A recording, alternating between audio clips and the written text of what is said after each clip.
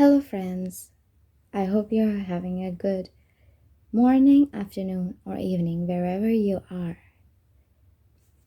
You are listening to It Ends With Us, authored by Colleen Hoover and narrated to you by Audiobooks with Keeper of Lost Stories. Please subscribe to this channel for more such audiobooks. Thank you.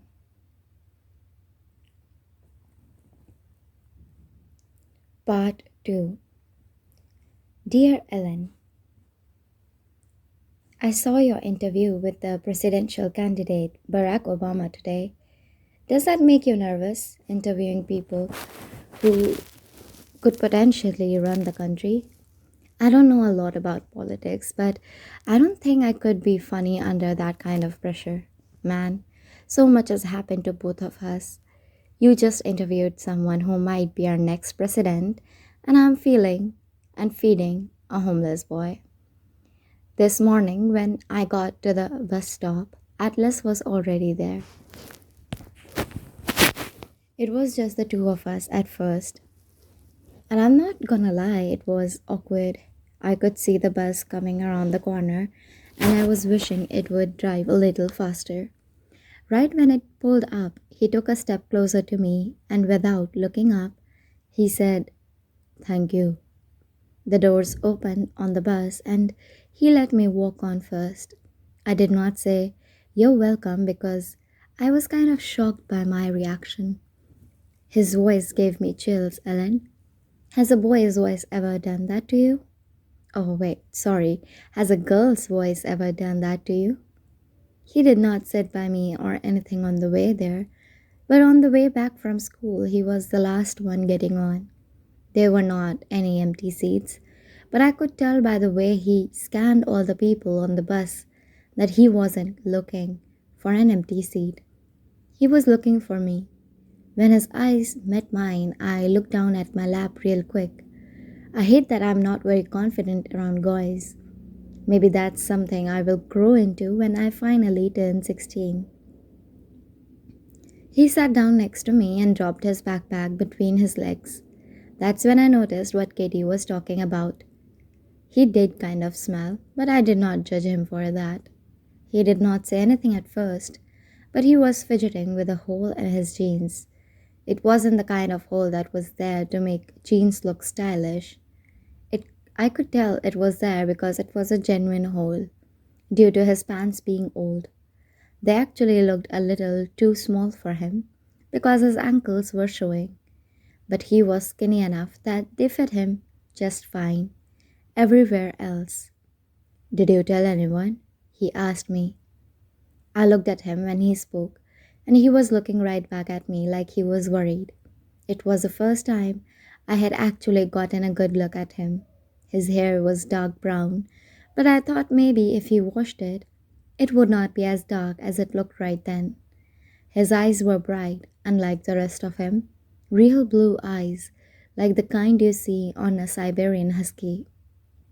I should not compare his eyes to a dog, but that's the first thing I thought when I saw them. I shook my head and looked back out the window. I thought he might get up and find another seat at that point, since I said I did not tell anyone, but he did not. The bus made a few stops, and the fact that he was still sitting by me gave me a little courage. So I made my voice a whisper. Why don't you live at home with your parents? He stared at me for a few seconds, like he was trying to decide if he wanted to trust me or not. Then he said, "Because they don't want me to." That's when he got up. I thought I had made him mad, but then I realized he got up because we were at our stop. I grabbed my stuff and followed him off the bus. He did not try to hide where he was heading today like he usually does. Normally, he walks down the street and goes around the block so I don't see him cut through my backyard. But today, he started to walk toward my yard with me. When we got to where I would normally turn to go inside, and he would keep walking, we both stopped. He kicked at the dirt with his foot and looked behind me at my house. What time do your parents get home? Around 5, I said. It was 3:45. He nodded and looked like he was about to say something else, but he did not. He just nodded again and started walking toward that house with no food or electricity or water. Now, Ellen, I know what I did next was stupid, so you don't have to tell me. I called out his name, and when he stopped and turned around, I said, "If you hurry, you can take a shower before they get home." My heart was beating so fast because I knew how much trouble I could get into if my parents came home and found a homeless guy in our shower. I would probably very well die. But I just could not watch him walk back to his house without offering him something. He looked down at the ground again, and I felt his embarrassment in my own stomach. He did not even nod. He just followed me inside my house and never said a word. The whole time he was in the shower, I was panicking. I kept looking out the window and checking for either of my parents' cars, even though I knew it would be a good hour before they got home. I was nervous one of the neighbors might have seen him come inside, but they didn't really know me well enough to think having a visitor would be abnormal. I had given Atlas a change of clothes and knew he not only needed to be out of the house when my parents got home, but he needed to be far away from our house. I'm sure my father would recognize his own clothes on some random teenager in the neighborhood. In between looking out the window and checking the clock, I was filling up one of my old backpacks with stuff. Food that did not need refrigerating, a couple of my father's t shirts, and a pair of jeans that were probably going to be two sizes too far big for him, and a change of socks. I was zipping up the backpack when he emerged from the hallway. I was right. Even wet, I could tell his hair was lighter than it looked earlier. It made his eyes look even bluer. He must have shaved while he was in there because he looked younger than he did before he got in the shower.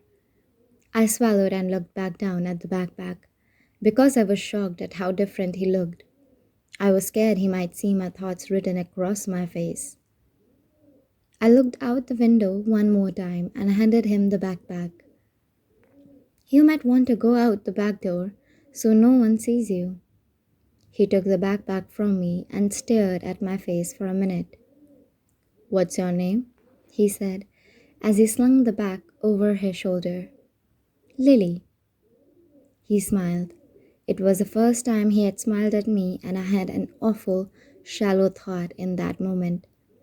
I wondered how someone with such a great smile could have such shitty parents. I immediately hated myself for thinking it, because of course parents should love their kids no matter how cute, or ugly, or skinny, or fat, or smart, or stupid they are. But sometimes you can't control where your mind goes. You just have to train it not to go there anymore. He held out his hands and said, I'm Atlas. I know, I said, without shaking his hands. I don't know why I did not shake his hand. It wasn't because I was scared to touch him. I was scared to touch him, but not because I thought I was better than him. He just made me so nervous. He put his hand down and nodded once, then said, I guess I better go. I stepped aside so he could walk around me. He pointed past the kitchen, silently asking if that was the way to the back door. I nodded and walked behind him as he made his way down the hall. When he reached the back door, I saw him pause for a second when he saw my bedroom. I was suddenly embarrassed that he was seeing my bedroom. No one ever sees my bedroom, so I have never felt the need to give it a more mature look. I still have the same pink bedspread and curtains I've had since I was 12. For the first time ever, I felt like ripping down my poster of Adam Brody. Atlas did not seem to care how my room was decorated. He looked straight at my window, the one that looks out over the backyard. Then he glanced back at me. Right before he walked out the back door, he said, Thank you for not being disparaging, Lily. And then he was gone. Of course, I've heard the term disparaging before, but it was weird hearing a teenage guy use it. What's even weirder is how everything about Atlas seems so contradictory. He how does a guy who is obviously humble, well mannered, and uses words like disparaging end up homeless? How does any teenager end up homeless? I need to find out, Ellen. I'm going to find out what happened to him. You just wait and see. Lily.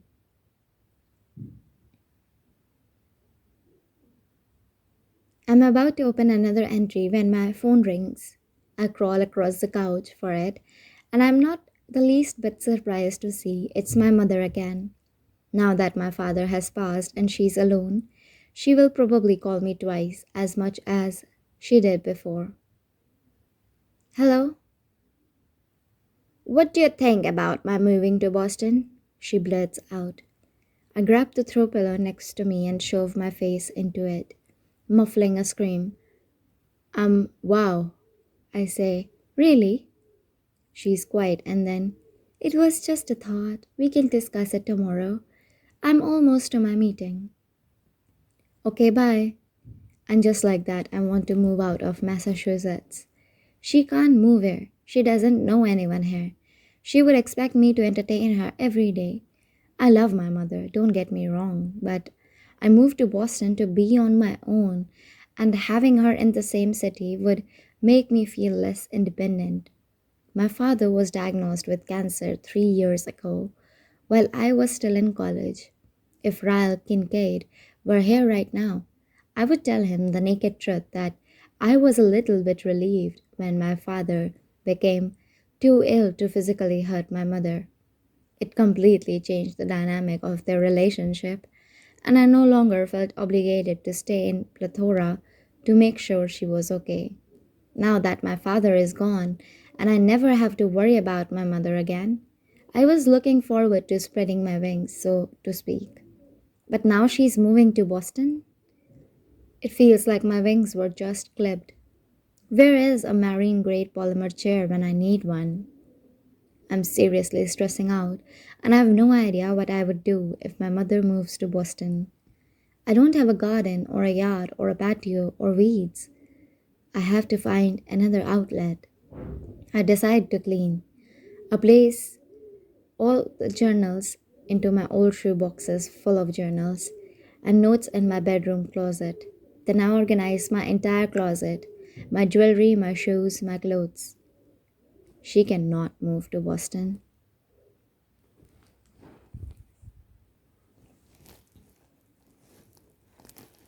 Chapter 3. 6 months later. Oh, that's all she says. My mother turns and assesses the building, running a finger over the windowsill next to her. She picks up a layer of dust and wipes it between her fingers. It's. It needs a lot of work, I know, I interrupt. I point at the windows behind her. But look at the storefront. It has potential. She scrawls over the windows, nodding. There's the sound she makes in the back of her throat sometimes, where she agrees with a little hum, but her lips remain tight. It means she does not actually agree, and she makes that sound twice. I drop my arms in defeat. You think this was stupid? She gives her head a slight shake. That all depends on how it turns out, Lily, she says. The building used to house a restaurant, and it's still full of old tables and chairs. My mother walks over to a nearby table and pulls out one of the chairs, taking a seat. If things work out and your floral shop is successful, then people will say it was a brave, bold, smart business decision. But if it fails and you lose your entire inheritance, then people will say it was a stupid business decision. She shrugs. That's just how it works. You majored in business, you know that. She glances around the room slowly, as if she is seeing in the way it will look a month from now. Just make sure it's brave and bold, Lily. I smile. I can accept that. I can't believe I bought it without asking you first, I say, taking a seat at the table. You are an adult, it's your right, she says, but I can hear a trace of disappointment. I think she feels even lonelier now that I need her less and less. It's been 6 months since my father died, and even though he wasn't good company, it has to be weird for her being alone. She got a job at one of the elementary schools, so she did end up moving here. She chose a small suburb on the outskirts of Boston. She bought a cute two-bedroom house on a cul-de-sac with a huge backyard. A dream of planting a garden there, but that would require daily care. My limit is once a week visits, sometimes twice.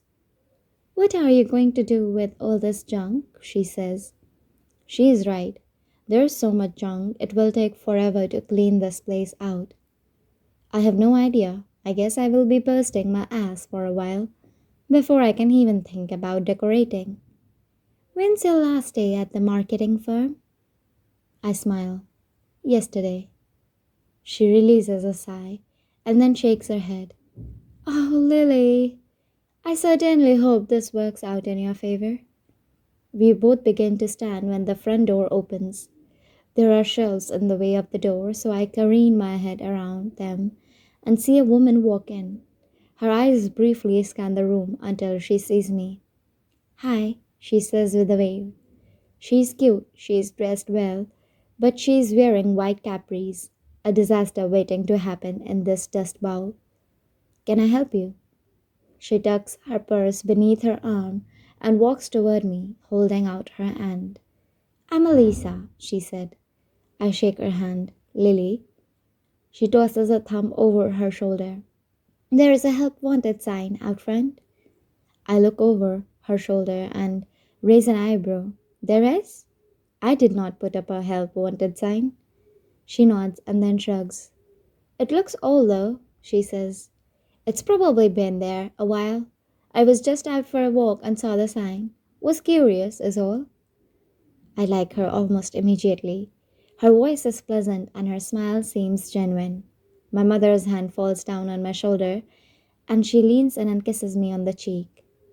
I have to go, she says. Open house tonight. I tell her goodbye and watch her walk outside, then turn my attention back to Alyssa. I am not really hiring yet, I say. I wave my hand around the room. I'm opening up a floral shop, but it will be a couple of months at least.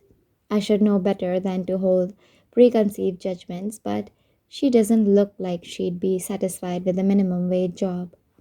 Her purse probably cost more than this building. Her eyes light up. Really? I love flowers. She spins around in a circle and says, This place has a ton of potential. What color are you painting it? I cross my arm over my chest and grab my elbow. Rocking back on my heels, I say, I'm not sure. I just got the keys to the building an hour ago, so I haven't really come up with a design plan yet. Lily, right? I nod. I'm not going to pretend I have a degree in design, but it's my absolute favorite thing. If you need any help, I would do it for free. I tilt my head. You would work for free? She nods. I don't really need a job. I just saw the sign and thought, what the heck? But I do get bored sometimes. I would be happy to help you with whatever you need. Cleaning, decorating, picking out paint, colors. I'm a Pinterest war whore. Something behind me catches her eye and she points. I could take that broken door and make it magnificent. All this stuff, really. There is a use for almost everything, you know? I look around at the room, knowing full well I'm not going to be able to tackle this by myself. I probably can't even lift half this stuff alone. I will eventually have to hire someone anyway. I'm not going to let you work for free, but I could do a $10 an hour if you are really serious. She starts clapping, and if she weren't in heels, she might have jumped up and down. When can I start? I glance down at her white capris. Will tomorrow work? You'll probably want to show up in disposable clothes. She waves me off and drops her Hermes bag on a dusty table next to her. Nonsense, she says. My husband is watching the Bruins play at a bar down the street. If it's okay, I'll just hang with you and get started right now.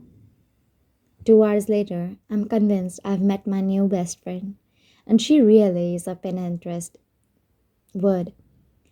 We write keep and toss and sticky notes and slap them on everything in the room. She's a fellow believer in upcycling, so we come up with ideas for at least 75% of the stuff left in the building. The rest, she says, her husband can throw out when he has free time.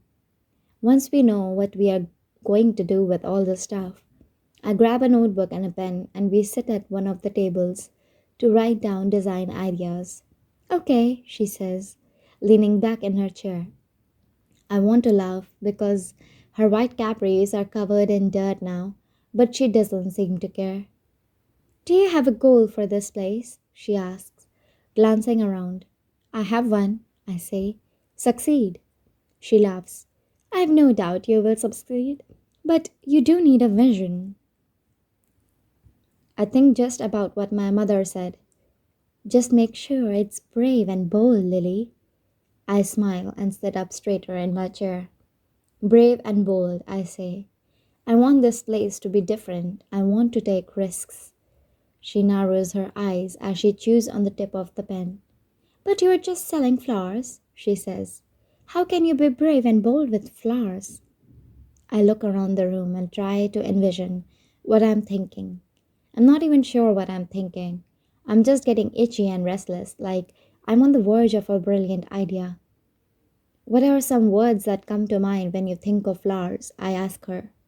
She shrugs. I don't know. They're sweet, I guess. They are alive, so they make me think of life.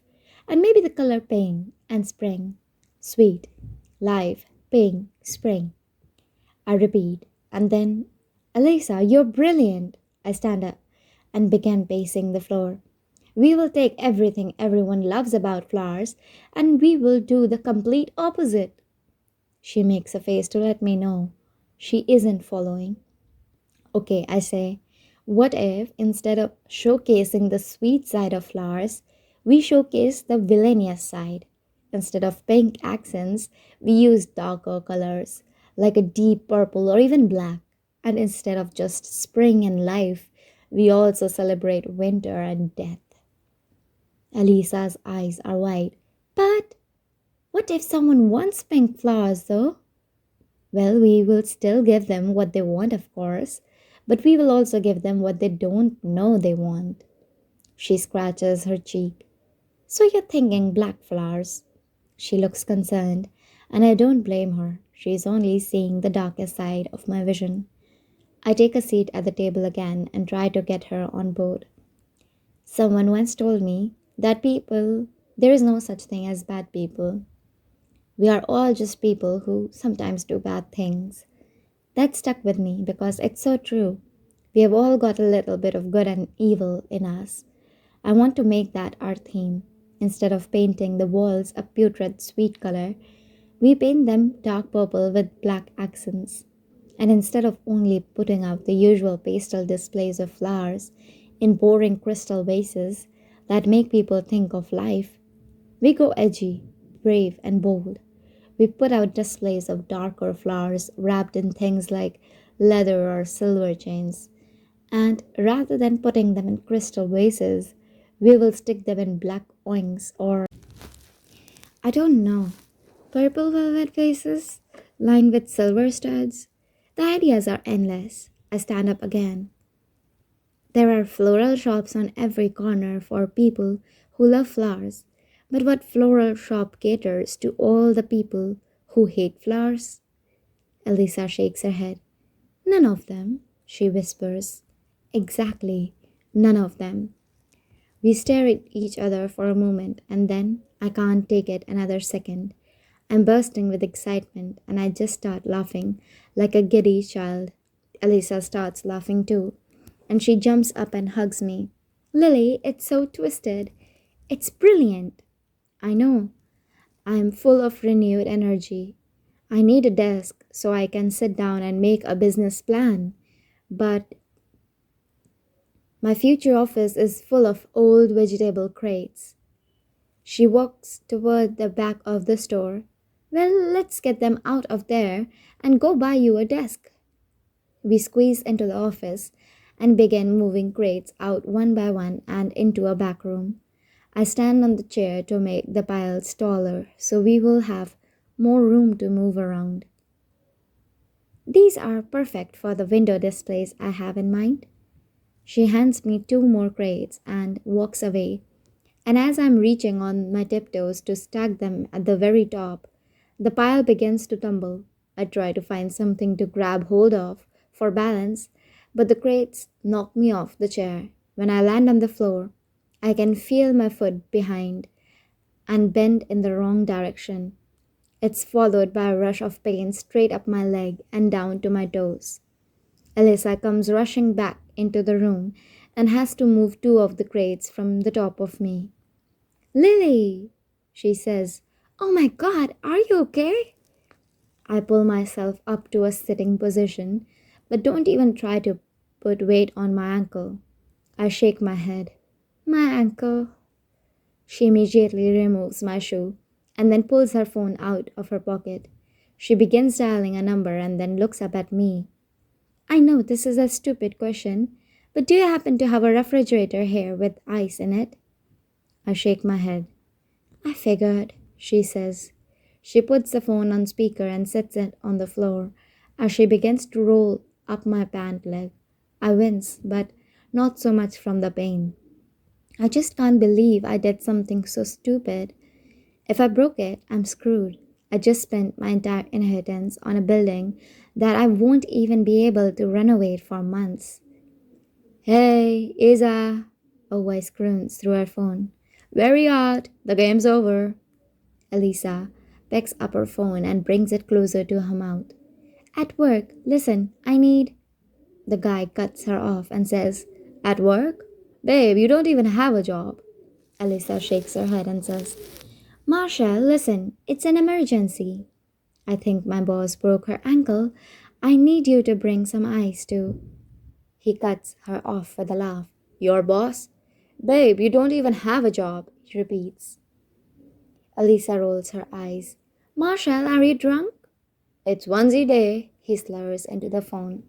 You knew that when you dropped this off, Isa. Free beer until, she groans. Put my brother on the phone. Fine, fine, Marshall mumbles. There's a rustling sound that comes from the phone and then, yeah? Elisa spits out her location into the phone. Get here right now, please, and bring a bag of ice. Yes, ma'am, he says. The brother sounds like he may be a little drunk too. There's laughter, and then one of the guys says, She is in a bad mood, and then the line goes dead.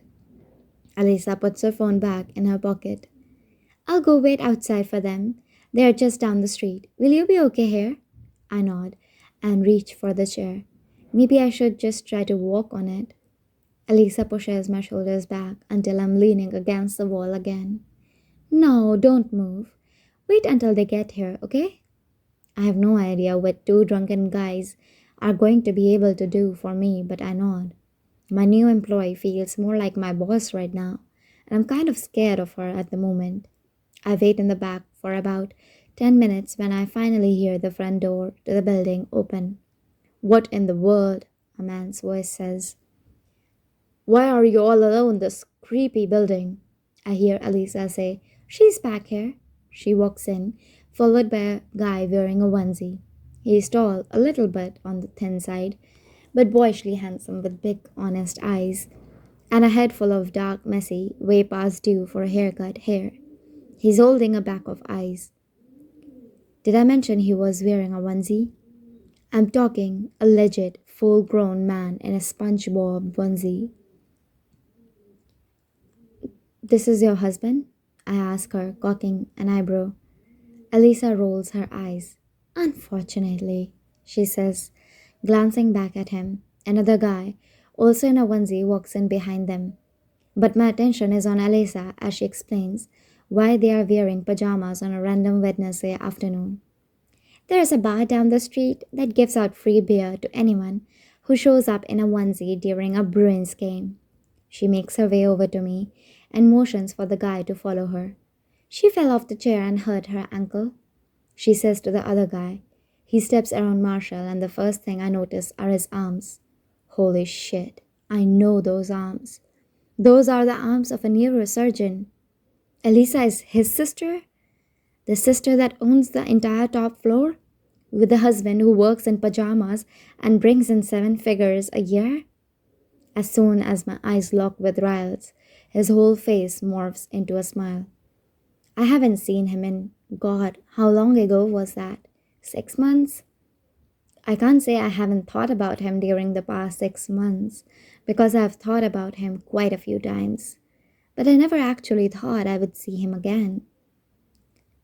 Ryle, this is Lily. Lily, my brother Ryle, she says, motioning toward him. And that's my husband, Marshall. Ryle walks over to me and kneels down. Lily, he says, regarding me with a smile. Nice to meet you. It's obvious he remembers me. I can see it in his knowing smile. But like me, he's pretending this is the first time we have met. I'm not sure I'm in the mood to explain how we already know each other.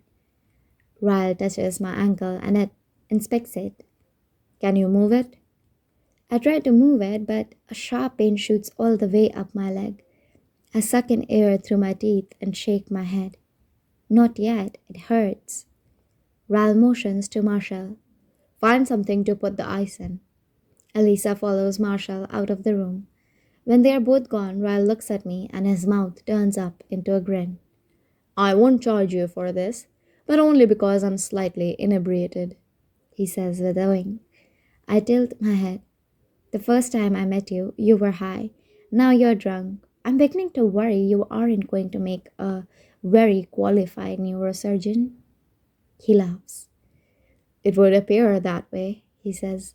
But I promise you, I rarely ever get high, and this is my first day off in over a month, so I really needed a beer or 5. Marshall comes back with an old rag wrapped around some ice. He hands it to Ryle, who presses it against my ankle. I will need that first aid kit out of your trunk, Ryle says to Elisa. She nods and grabs Marshall's hand, pulling him out of the room again. Ryle presses his palm against the bottom of my foot. Push against my hand, he says. I push down with my ankle. It hurts, but I'm able to move his hand. Is it broken?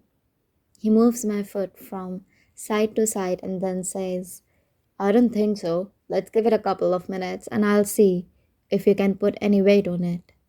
I nod and watch as he adjusts himself across from me. He sits cross-legged and pulls my foot onto his lap. He looks around the room and then directs his attention back at me. So what is this place? I smile a little too big. Lily Blooms. It will be a floral shop in about 2 months' time. I swear his whole face lights up with pride. No way, he says. You did it. You're actually opening up your own business? I nod. Yep, I figured I might as well try it while I'm still young enough to bounce back from failure. One of his hands is holding the ice against my ankle, but the other one is wrapped around my bare foot. He is brushing his thumb back and forth like it's no big deal that he's touching me, but his hand on my foot is way more noticeable than the pain in my ankle. I look ridiculous, huh? He asks, staring down at his solid red onesie. I shrug. At least you went with a non-character choice. It gives it a bit more maturity than the SpongeBob option. He laughs, and then his smile disappears as he leans his head into the door beside him. He stares at me appreciatively. You're even prettier in the daytime. Moments like these are why I absolutely hate having red hair and fair skin.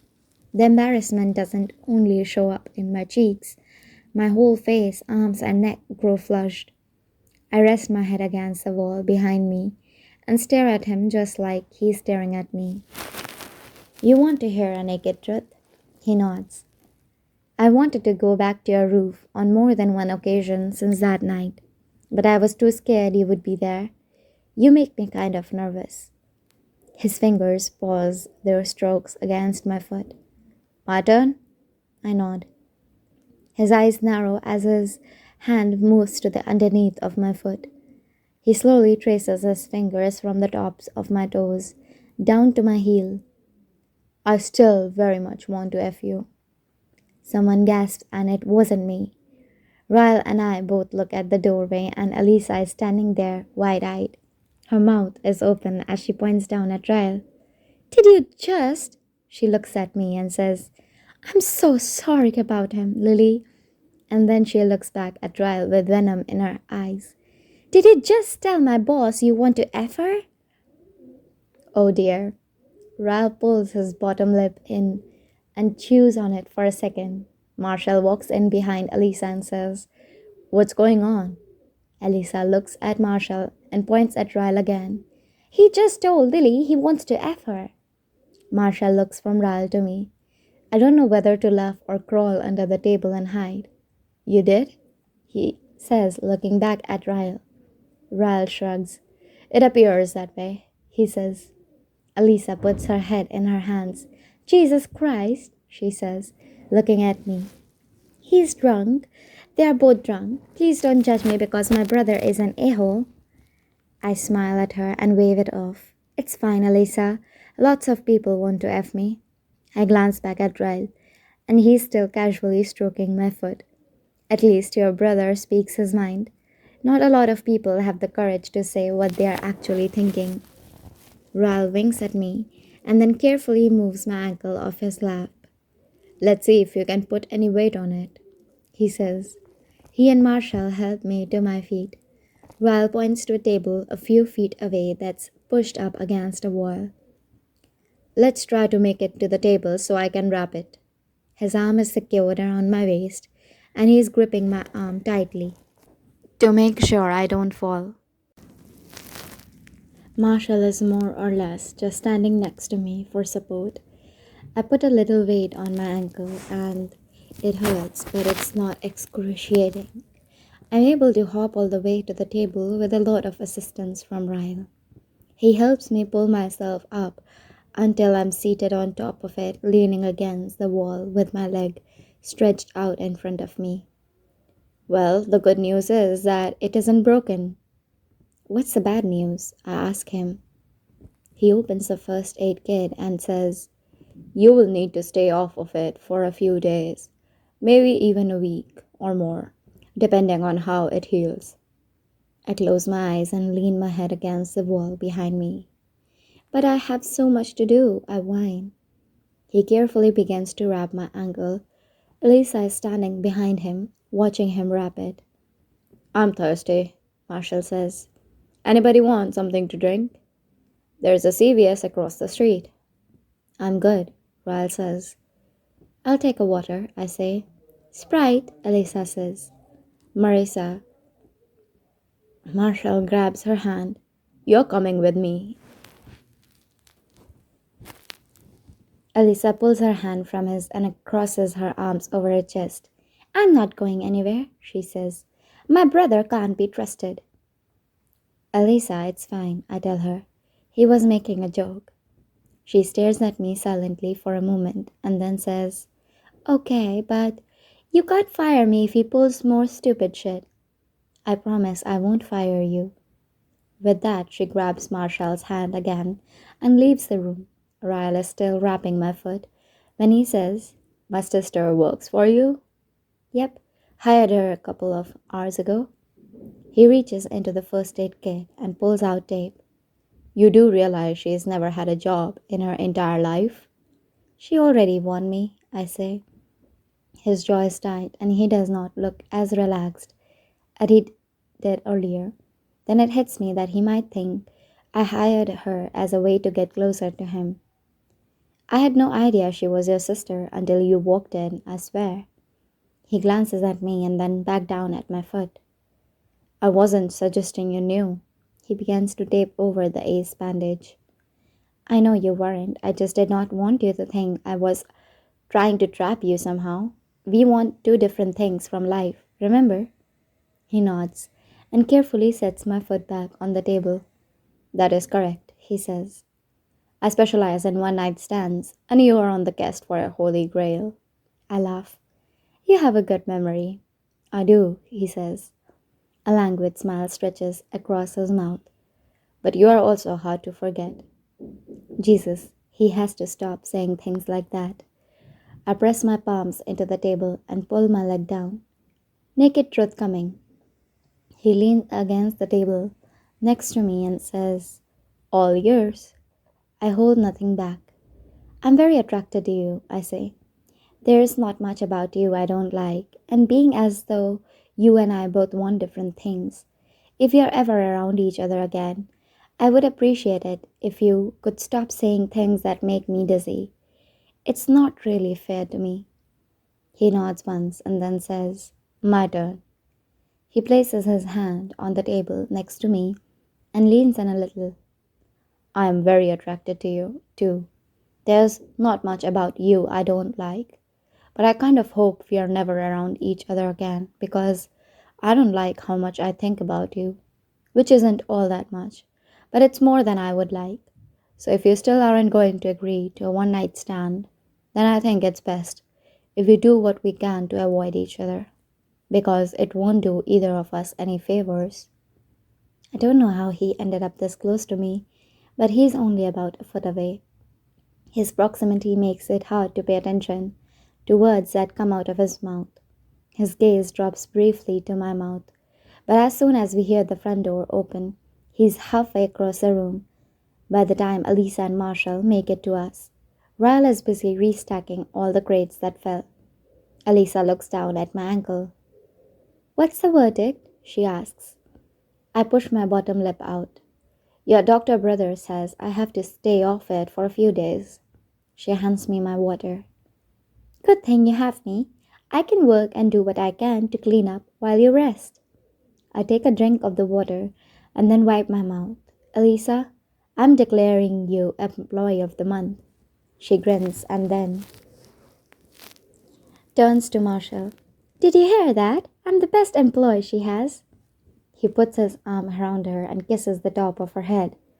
I'm proud of you, Isa. I like that he calls her Isa, which I am assuming is short for Elisa. I think about my own name and if I'll ever get and find a boy who could shorten it to a sickeningly cute nickname. Illy. Nope, not the same. Do you need help getting home? She asks. I hop down and test my foot. Maybe just to my car. It's my left foot, so I can probably drive just fine. She walks over and puts her arm around me. If you want to leave the keys with me, I'll lock up and come back tomorrow and start cleaning. The three of them walk me to my car, but Ryle allows Elisa to do most of the work. He seems almost scared to touch me now for some reason. When I'm in the driver's seat, Elisa puts my purse and other things in the floorboard and sits in the passenger seat. She takes my phone out and begins programming her number into it. Ryle leans into the window. Make sure to keep eyes on it as much as you can for the next few days. Bart's help too. I nod. Thanks for your help. Elisa leans over and says, Ryle, maybe you should drive her home and take a cab back to the apartment, just to be safe. Ryle looks down at me and then shakes his head. I don't think that's a good idea, he says. She will be fine. I've had a few beers, probably should not be driving. You could at least help her home, Elisa suggests. Ryle shakes his head and then pats the roof of the car as he turns and walks away. I'm still watching him when Elisa hands me back my phone and says, Seriously, I'm really sorry about him. First he hits on you, then he's a selfish a-hole. She climbs out of the car and closes the door, then leans through the window. That's why he will be single for the rest of his life.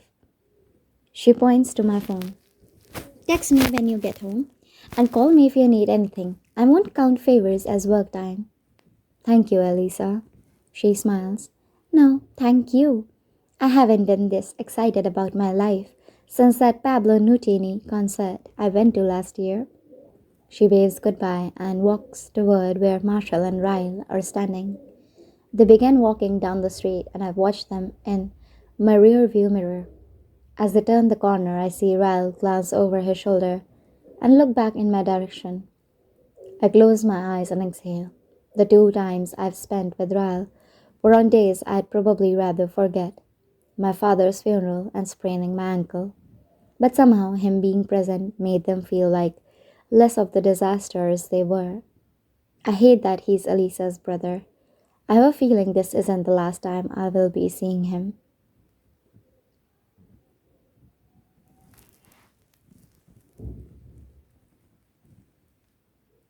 Chapter 4. It takes me half an hour to make it from my car to my apartment. I call Lucy twice to see if she could help me, but she did not answer her phone. When I make it inside my apartment, I'm a little irritated to see her lying on the couch with the phone to her ear. I slam out front door behind me and she glances up. "What happened to you?" she asks. I use the wall for support as I hop toward the hallway. Sprain my ankle. When I make it to my bedroom door, she yells, "Sorry, I did not answer the phone. I'm talking to Alex. I was gonna call you back." "It's fine," I holler back at her, and then slam my bedroom door shut. I go to the bathroom and find some old pain pills I had stuffed into a cabinet. I swallow 2 of them and then fall onto my bed and stare up at the ceiling. I can't believe I will be stuck in this apartment for an entire week. I grab my phone and text my mother. "Sprained my ankle, I'm fine, but can I send you a list of things to grab for me at the store?" I drop my phone onto my bed, and for the first time since she moved here, I'm thankful my mother lives fairly close to me. It actually hasn't been that bad. I think I like her more now that my father has passed away.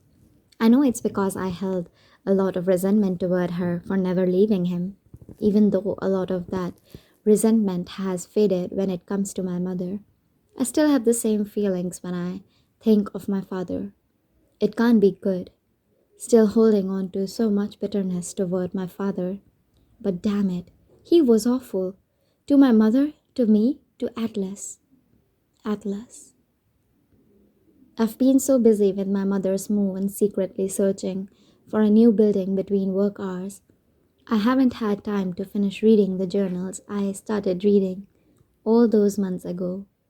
I hop pathetically to my closet, only tripping once. Luckily, I catch myself on my dresser. Once I have the journal in hand, I hop back to the bed and get comfortable. I have nothing better to do for the next week now that I can't work. I might as well commiserate over my past while I'm forced to commiserate in the present. Dear Ellen, you hosting the Oscars was the greatest thing to happen to TV last year. I don't think I ever told you that. The vacuuming skit made me piss my pants. Oh, and I recruited a new Ellen follower today in Atlas.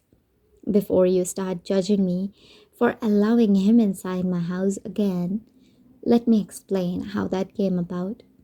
After I let him take a shower here yesterday, I did not see him again last night. But this morning he sat by me on the bus again. He seemed a little happier than the day before because he slid into the seat and actually smiled at me. I'm not gonna lie, it was a little weird seeing him in my dad's clothes, but the pants fit him a lot better than I thought they were going to. "Guess what?" he said. He leaned forward and unzipped his backpack. "What?" He pulled out a bag and handed it to me. "I found these in the garage. I tried to clean them up for you because they were covered in old dirt, but I can't do much without water." I held the bag and stared at him suspiciously. It's the most I'd ever heard him say at once. I finally looked down at the bag and opened it. It looked like a bunch of old gardening tools. "I saw you digging with that shovel the other day. I wasn't sure if you had any actual gardening tools, and no one was using these, so—" "Thank you," I said. I was kind of in shock. I used to have a trowel, but the plastic broke off the handle, and it started giving me blisters. I asked my mother for gardening tools for my birthday last year, And when she bought me a full size shovel and a hoe, I did not have the heart to tell her it's not what I needed.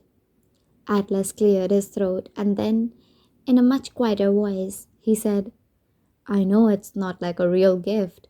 I did not buy it or anything, but I wanted to give it to you or something, for. He did not finish his sentence, so I nodded and tied the bag back up. Do you think you can hold them for me until after school? I don't have any room in my backpack. He grabbed the bag from me and then brought his backpack up to his lap and put the bag inside of it. He wrapped his arms around his backpack. How old are you? He asked.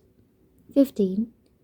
The look in his eyes made him seem a little bit sad about my age, but I don't know why. You're in 10th grade? I nodded, but honestly could not think of anything to say to him. I haven't really had much interaction with a lot of guys, especially seniors. When I'm nervous, I kind of just clam up. I don't know how long I will be staying at that place, he said, bringing his voice down again. But if you ever need help with gardening or anything after school, it's not like I have much going on there, being as though I have no electricity. I laughed, and then wondered if I should have laughed at his self deprecating comment. We spent the rest of the bus ride talking about you, Ellen. When he made the comment about being bored, I asked him if he ever watched your show. He said he would like to because he thinks you're funny, but a TV would require electricity. Another comment I wasn't sure if I should have laughed at. I told him he could watch your show with me after school.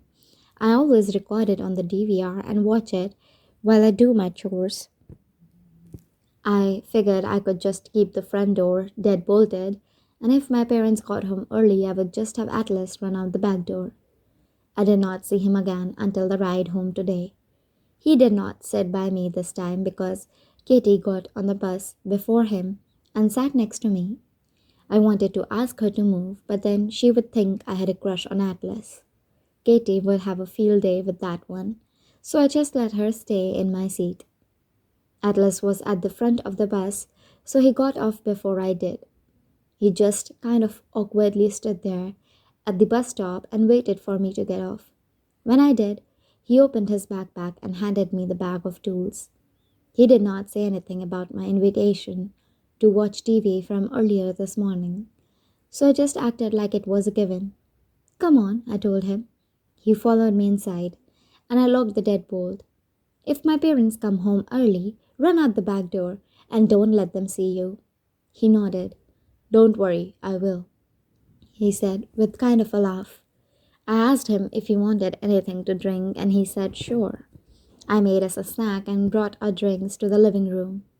I sat down on the couch and he sat down in my dad's chair. I turned on your show, and that's about all that happened. We did not talk much because I fast forwarded through all the commercials.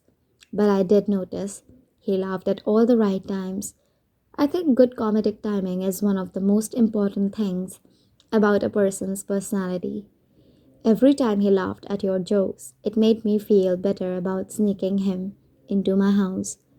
I don't know why, maybe because if he's actually someone I could be friends with, it would make me feel less guilty. He left right after our show was over.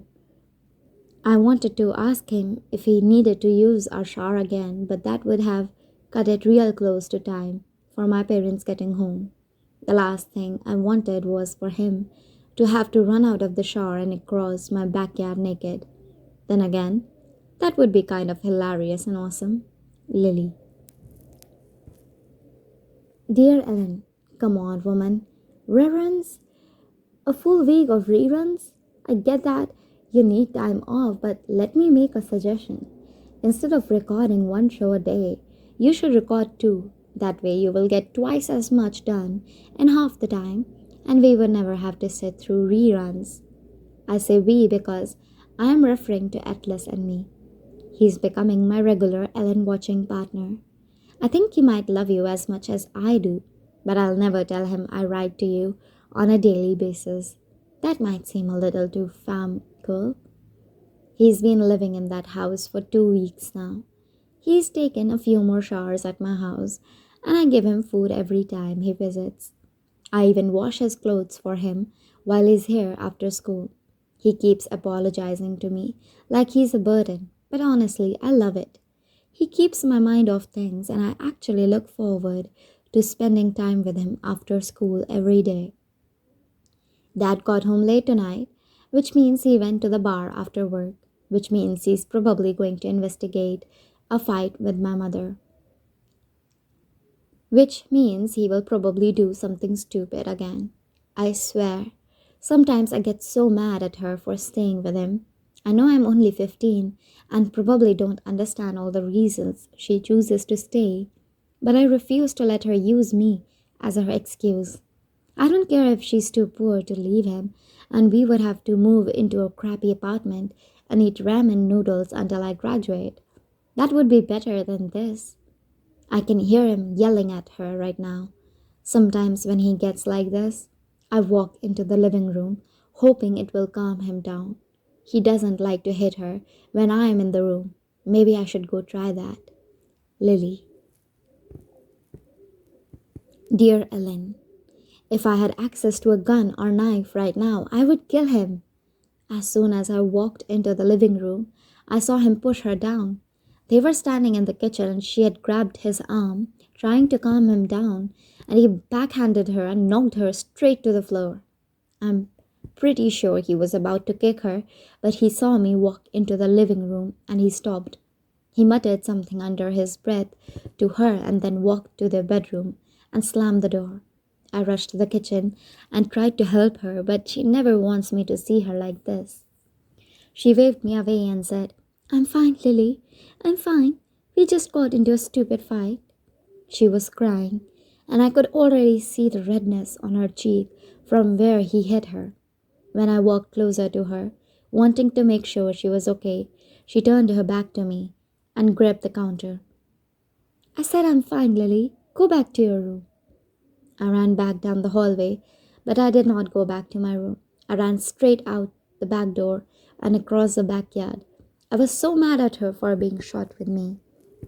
I did not even want to be in the same house as either of them, and even thought it was dark already. I went over to the house Atlas was staying in and I knocked on the door. I could hear him moving inside, like he accidentally knocked something over. It's me, Lily, I whispered. A few seconds later, the back door opened and he looked behind me, then to the left and right of me. It wasn't until he looked at my face that he saw I was crying. You okay? He asked, stepping outside. I used my shirt to wipe away my tears and noticed he came outside instead of inviting me in. I sat down on the porch step and he sat down next to me. I'm fine, I said. I'm just mad. Sometimes I cry when I get mad. He reached over and tugged my hair behind my ear. I liked it when he did that, and I suddenly wasn't nearly as mad anymore. Then he put his arm around me and pulled me to him so that my head was resting on his shoulder. I don't know how he calmed me down without even talking, but he did. Some people just have a calming presence about them, and he's one of those people, completely opposite of my father. We sat like that for a while until I saw my bedroom light turn on. You should go, he whispered. We could both see my mom standing in my bedroom looking for me. It wasn't until that moment that I realized what a perfect view he has of my bedroom. As I walked back home, I tried to think about the entire time Atlas has been in that house. I tried to recall if I'd walked around after dark with the light on at night, because all I normally wear in my room at night is a t-shirt. Here's what's crazy about that, Ellen. I was kind of hoping I had. Lily.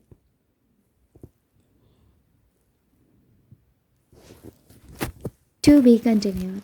If you're liking this audiobook so far, please take out your time to like the video and share it with your friends.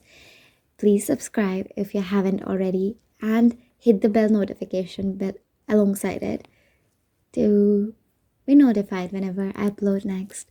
Thank you so much for your support. Have a good rest of the day.